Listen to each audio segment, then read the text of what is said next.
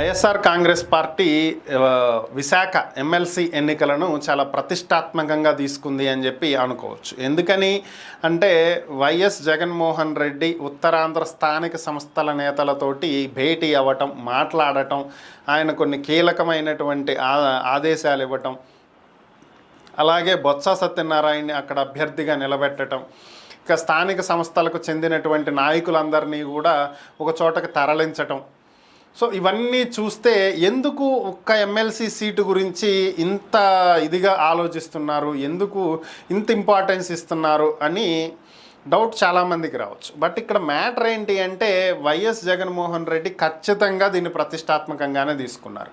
దీనికి గల కారణాలు ఏంటి అంటే సార్వత్రిక ఎన్నికల తర్వాత జరుగుతున్నటువంటి మొట్టమొదటి ఎన్నికలు ఇవి.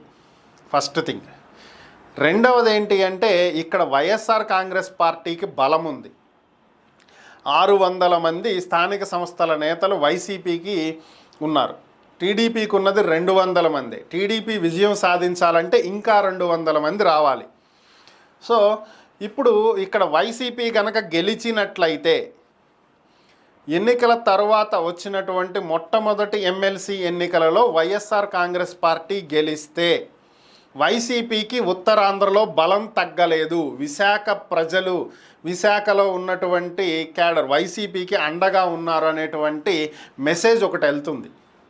సో రెండవది ఏంటంటే కూటమి ప్రభుత్వం ఏర్పడినా సరే వాళ్ళు ప్రభుత్వంలో అధికారంలో ఉండి కూడా తమ అభ్యర్థిని గెలిపించుకోలేకపోయారు అనేది, అంటే వారికి వ్యతిరేకత ఉంది అనేది రెండో మెసేజ్ వెళ్తుంది.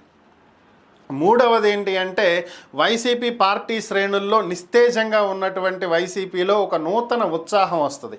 మనం గెలిచాము అనేటువంటి ఒక ఉత్సాహం అనేది ఆటోమేటిక్గా బిల్డ్ అవుతుంది. దానివల్ల పార్టీ శ్రేణులు కాస్త ఉత్సాహంగా పార్టీ కార్యక్రమాల్లో పాల్గొనటం, పార్టీని బలోపేతం చేసుకుంటానికి వాళ్ళకి ఒక అవకాశం దొరుకుతుంది. సో అందుకనే దీని మీద గట్టి ఫోకస్ పెట్టారు. బొత్స సత్యనారాయణని నిలబెట్టారు. స్థానికంగా ఉన్నటువంటి నేతలందరినీ కూడా చోటకి చేర్చారు. ఎక్కడ క్రాస్ ఓటింగ్ జరగకుండా ఉండేందుకు చర్యలు తీసుకుంటున్నారు. వీళ్ళందరి మీద ఫోకస్ పెట్టారు. కొంచెం గట్టిగానే దీని మీద ఫోకస్ పెట్టినట్లుగా కాకుండా వీళ్ళు కానీ సీరియస్గానే తీసుకున్నారు. సింపుల్గా చెప్పాలంటే జగన్ సీరియస్గా విషయం స్టార్ట్ చేస్తే, దిగితే పరిస్థితులు ఎలా ఉంటాయి అనేది ప్రస్తుతం కనిపిస్తున్నటువంటి అంశం.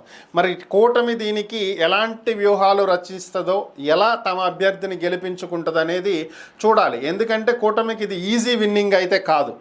200 మందే ఉన్నారు, అవతల 600 మంది ఉన్నారు. క్రాస్ ఓటింగ్ చేయించడానికి ఒకరిద్దరు కాదు, 200 మందికి పైగా క్రాస్ ఓటింగ్ చేయించాలి. సో అదంత ఈజీ వ్యవహారం కాదు. మరి దీన్ని ఎలా ఎదుర్కొంటారనేది చూడాలి.